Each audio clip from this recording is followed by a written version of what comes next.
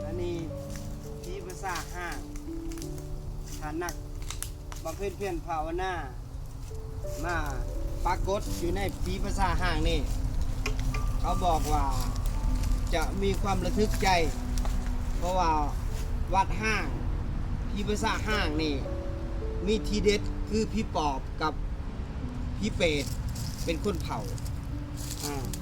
เขามาปรากฏมันได้นี่เสียวยังนั่นเขาหน่อยนี่รอบเบิ้งอันนี้มีบ่มีกระดูกนี่น้ำมาเบิ้งนี่บ่มีกระดูกอยู่เพราะว่ามันก็เลยห่างน่าจะใหญ่พี่ภาษาห่างใหม่นะเนาะเพราะฉะนั้นคนเฮาอยากฝึกจิตฝึกใจเบิ่งจิตเบิ่งใจตัวเองนี่มาเบิ่งในพี่ภาษาเด้อนักปฏิบัติถ้าผู้ใดบ่มาพี่ภาษาผู้นั้นจะเห็นจิตตัวเองบ่แจ่มแจ้งแน่นอนถ้าผู้ใดมาพี่ภาษาหรือวัดห้างหรือธรรมหรือภูเขานี่ผู้นั้นน่ะเป็นคนที่จะเห็นตัวเองแจ่มแจ้งดีเนาะ